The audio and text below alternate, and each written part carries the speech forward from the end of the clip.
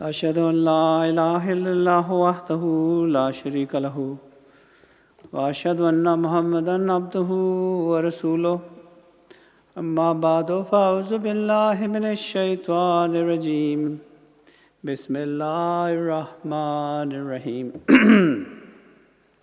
Respected Sadr Sahib and Nazir of the organizing committee and all the brothers and Sar, Assalamu alaikum wa rahmatullahi wa barakatuhu.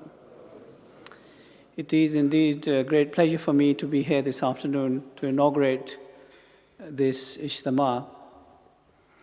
By the grace of Allah, in one sense, the inaugural address was delivered by Hazur during our Jummah, our Friday today.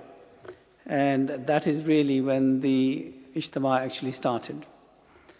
And we are very fortunate that by the grace and blessing of Allah, the Hazur Aqdas was able to address directly the congregation here through his Friday sermon. Now, I think the message that Hazur gave today is a very important message. And this is a message that Hazur has been constantly giving to us again and again and again. And it is a message that we must now take to our hearts. Even in the Jamaat Shura, this matter was discussed in great detail. And congregational prayer is something which is the most important path to our Creator. You know, we have to understand what is the purpose of our creation. The purpose of our creation is not so that we become big engineers, scientists, accountants, earn a lot of money, have big houses, and have holidays. If that was the purpose of our creation, then this whole life would be quite meaningless. And one of the things, particularly in the West, we have lost the purpose for which Allah had created us. And this is why people are moving towards atheism. And just because Allah has blessed this society with affluence, they feel that they do not require their maker anymore. But what they don't realize is that Allah can bring change very quickly. This country has seen 2 major world wars in which millions of people were destroyed. And unless we understand the purpose of our creation, we can see that this world is heading very quickly to that destruction. At this moment in time, we have seen that the Western powers are trying to suppress the Eastern powers.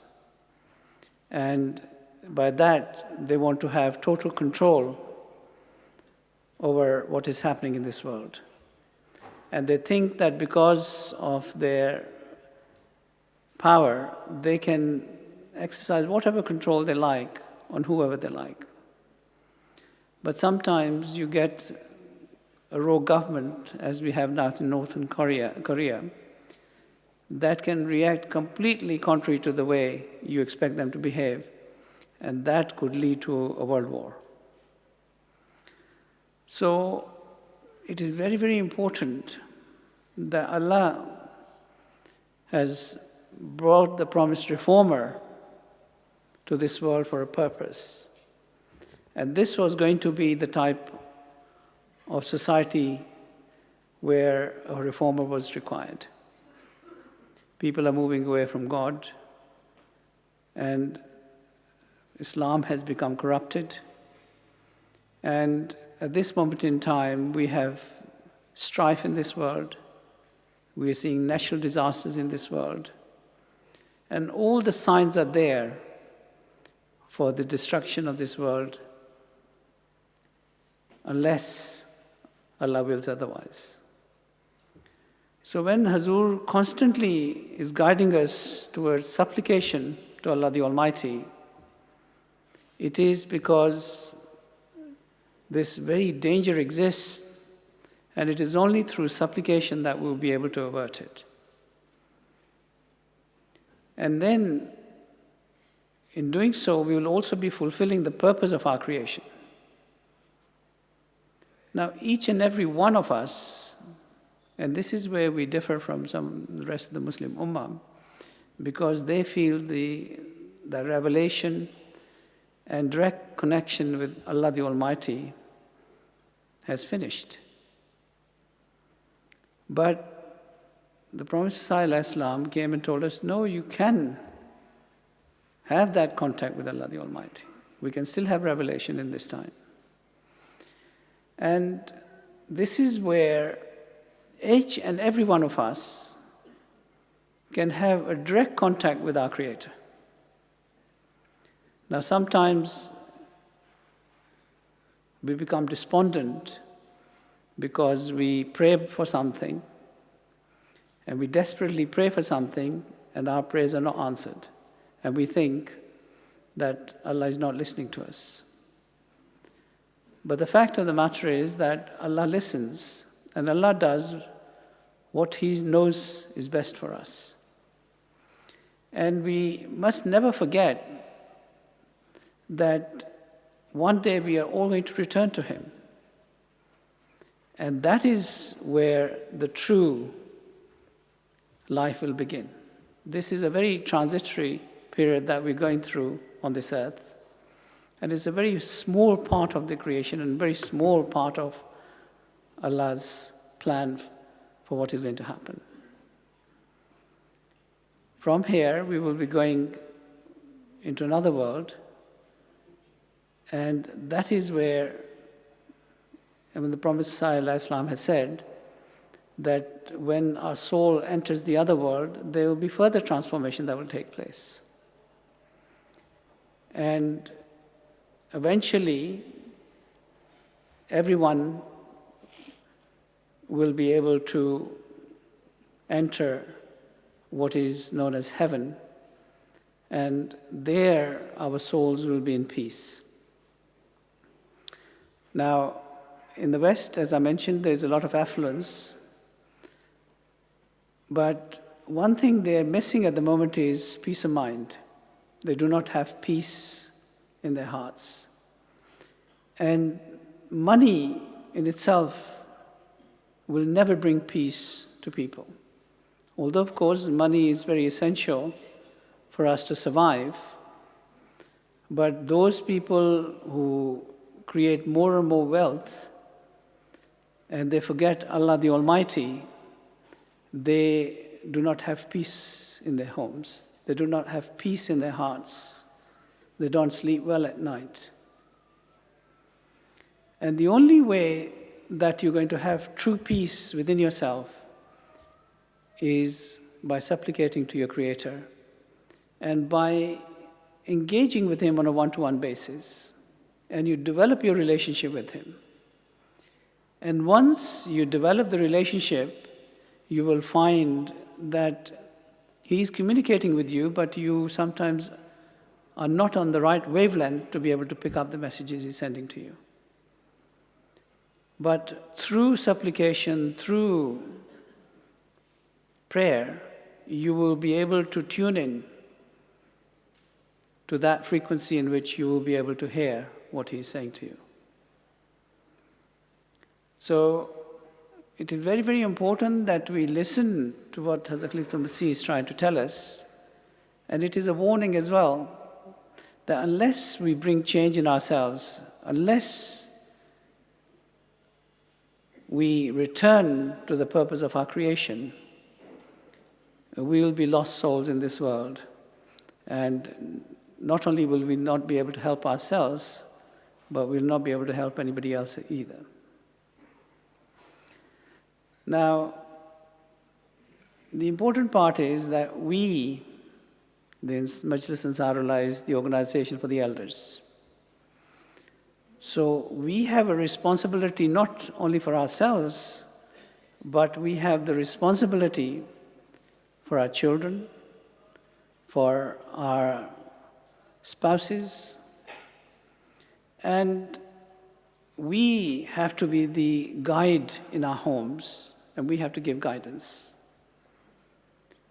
We have roles as fathers, uncles, brothers, grandparents. And in these various roles, we have to play a very important part in the upbringing of our next generation.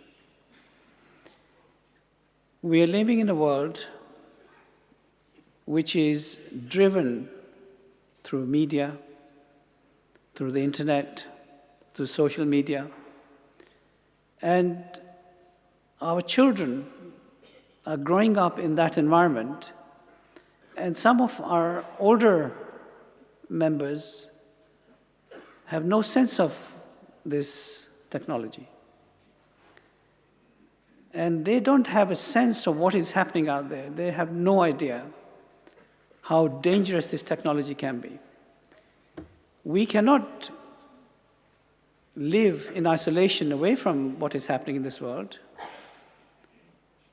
Technology, social media, all of these things are here to stay. But we need to understand what the dangers are and what the implications are of this technology upon our children. And unless we understand it ourselves, we can give no guidance to our children. Now, Hazrat Muslim Maud al-Islam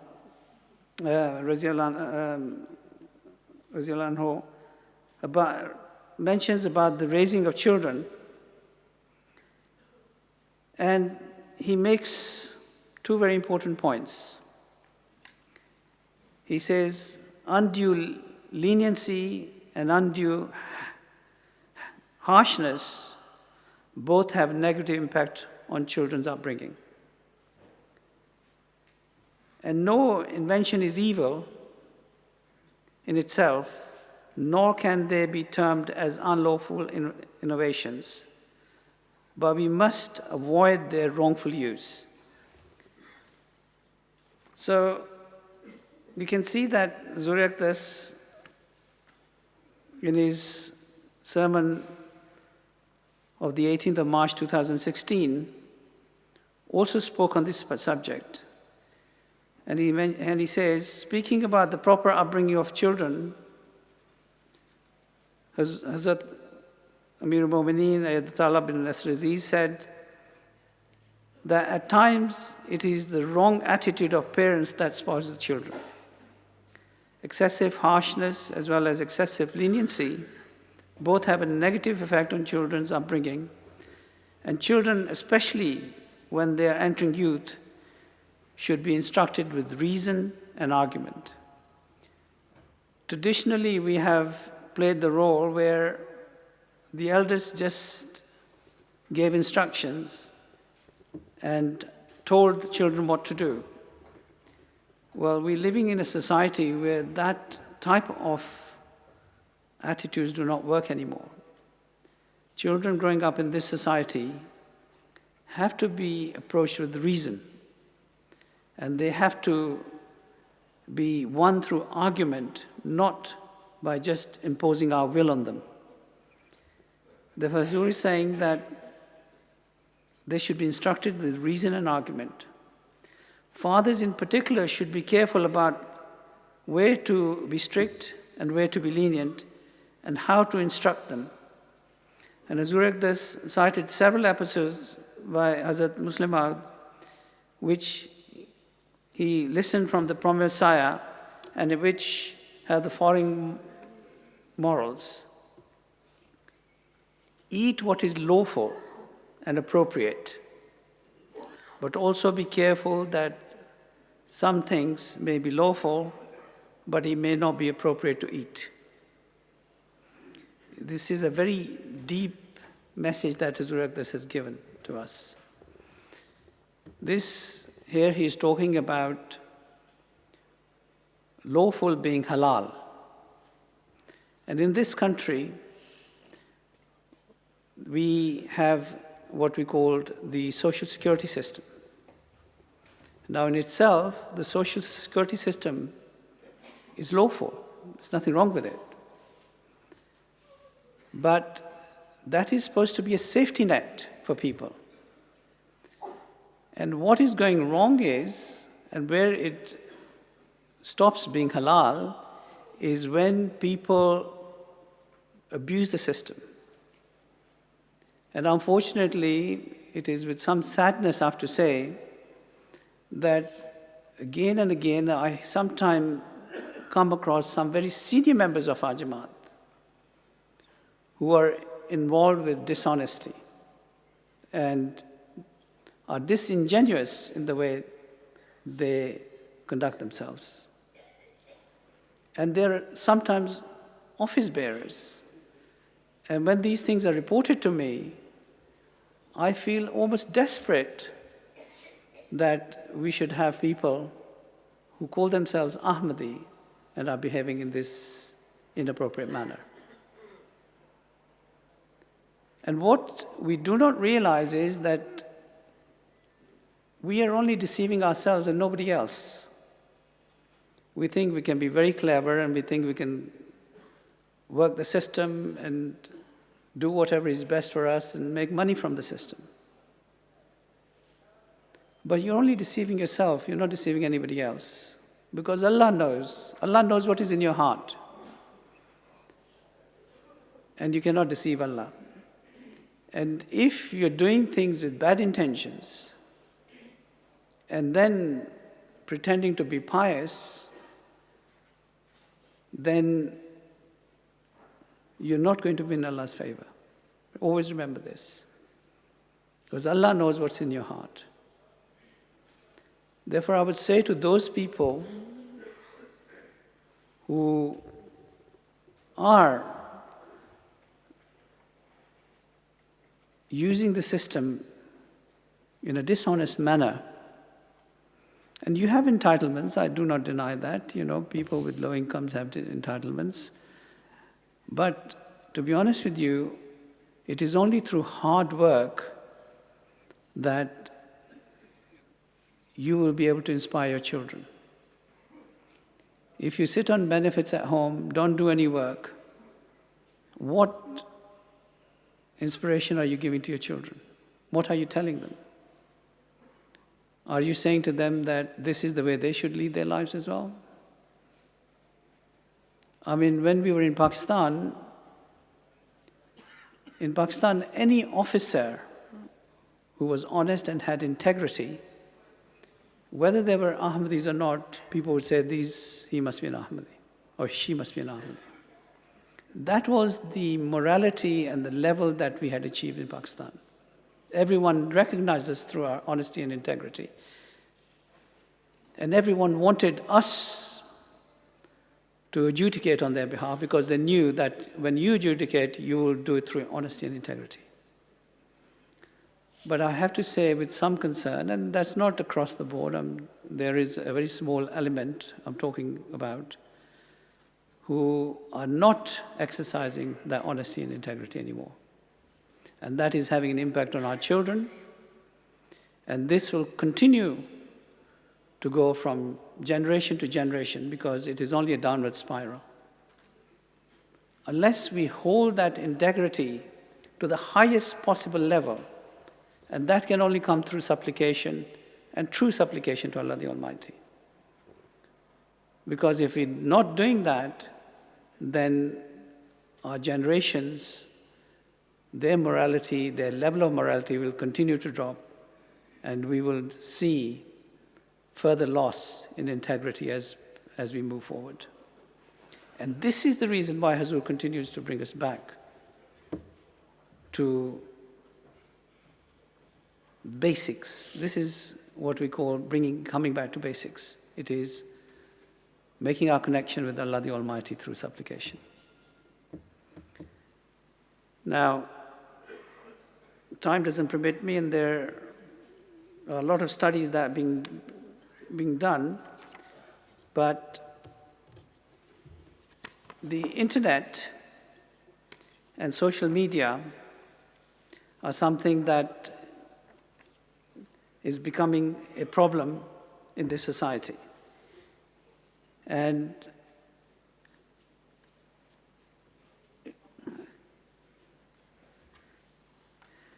it is clear that since one of the main purposes of a social community is to share information, and some information will be disclosed to others, however, the users are sometimes not aware of the shared information and its implication. So our children are going onto social media, they're putting things out there, and what they don't realize is that by putting things out there, they lose control. People only have to say once on social media something which is incorrect. And we have incidences of this where people have gone and made false statements on the social media. But what they don't recognize is that that will live with them for the rest of their lives. The children's lives can be destroyed because nowadays what happens is that when employers, governments, or anybody wants to know something about an individual, or they want to look into the history of an individual, all they need to do is go into the social media and they'll be able to identify where a certain person stands. Indeed, even the Jamaat now is using the same resource. When at Jalsa, when we have invited people from outside the Jamaat, we now go onto the social media sites to investigate to see whether they are genuine people who should be invited to our events or not. And where we find something that they have said or something they've done on the social media, immediately the invitation is withdrawn. Similarly, an employer will go onto the social media sites now.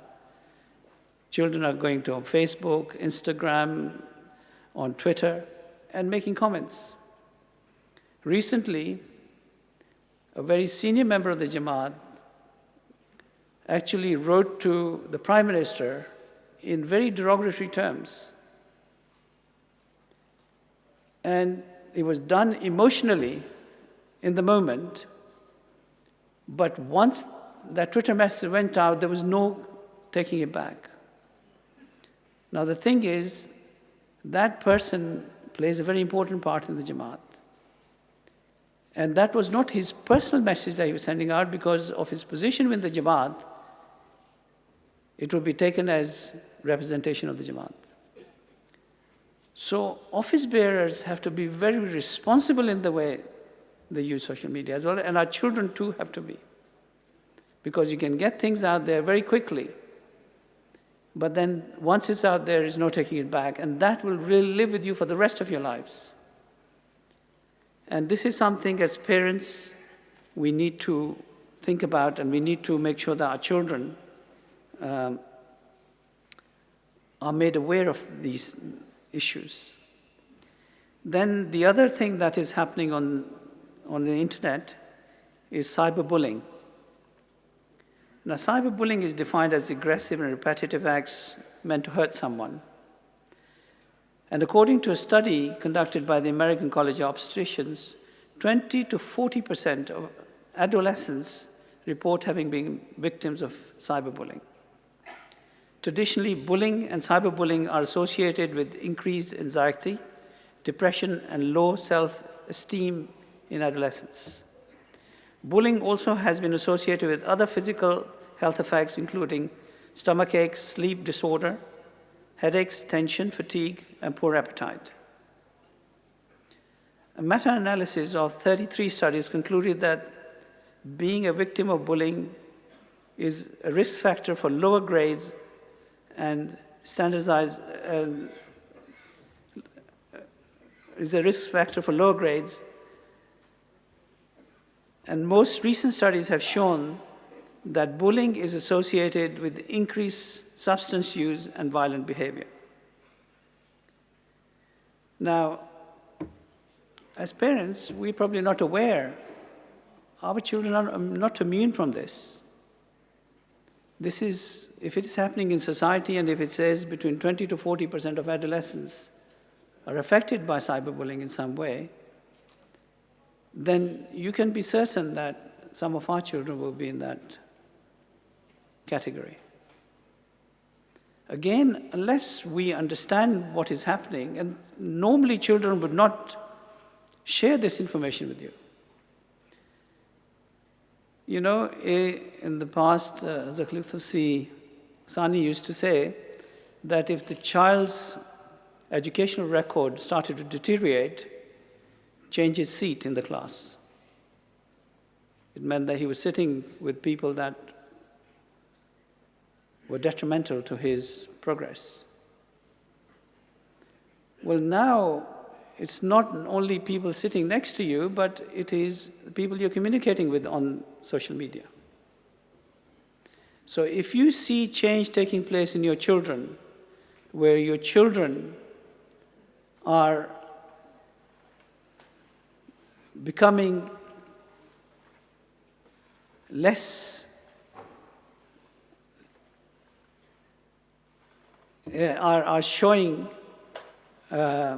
less progress in their educational standard, or you see depression, or you see various other such forms, then you can be certain that there's something is happening in their life that you should be concerned about. They may never share this information with you, but you have to be out there, you have to know that this is going on, and you have to take corrective action immediately. Now, this is a long subject, and there are lots of studies that have been done on social media and its related issues. But again, every time you write something on social media, it has the potential of being around forever, as I mentioned earlier. Even if you delete it, someone else may have downloaded it and recorded or screen grabbed it, so you never know when it might catch up with you. In 2015, Ho Thomas, a Labour election candidate, had to apologize for comments he had made on the forum 9 years prior. And digital communication expert Craig McGill, who's based in Glasgow, says comments don't need to be seen by millions to have an impact. People have lost their jobs because a boss spotted something. Some companies now troll through pages of Google when looking at candidates, so that can involve some far-flung material from the past. And some would say that you're only ever one tweet or comment away from being sacked. So you can see the implications of social media in our current life. And this is something that we as parents, as grandparents, have to make sure that we may not understand the technology very well, but we can at least give guidance to our children of the dangers of this media and the impact that it can have for them for the rest of their lives. And that's something that I think we need to look at. So once again, I would say that during this Ijtima, we should reflect on what Hazur Aqdas mentioned in his Friday sermon, our responsibilities, and especially each and every one of us should go away from this Ijtima trying to reflect on what Hazur said and seeing how we can bring about change in our lives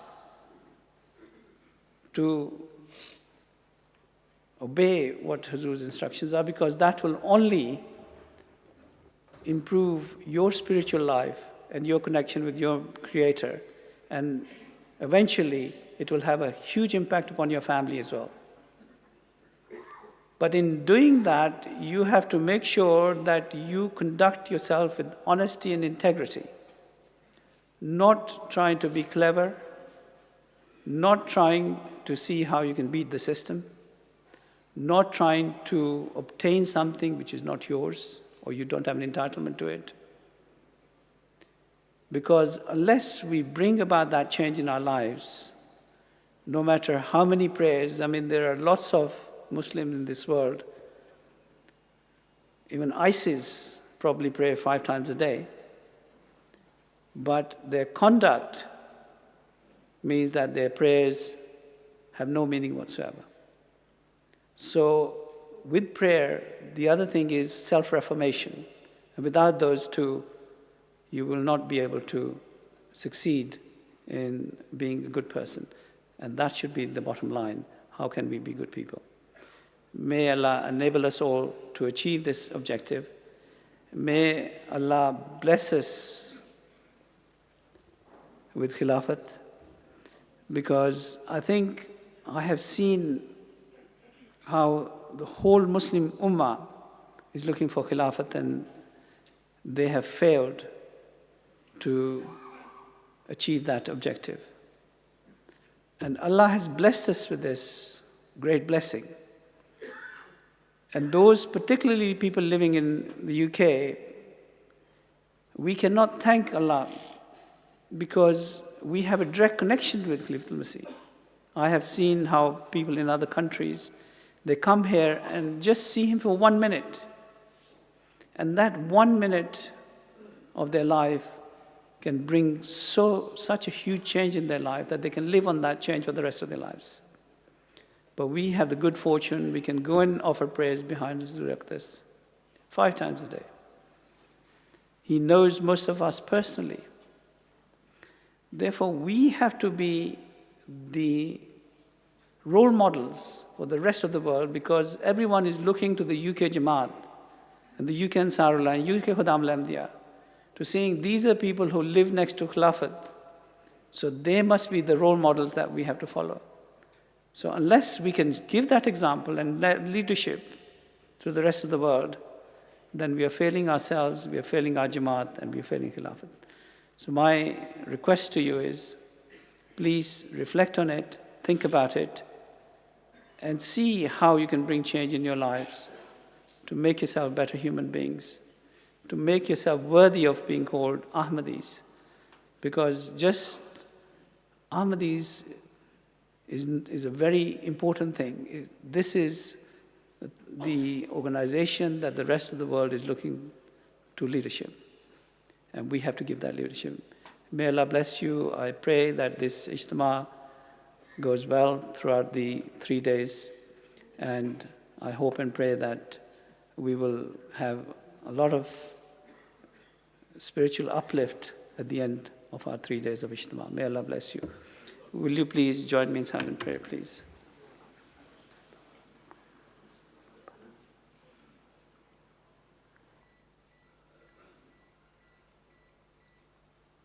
Ameen.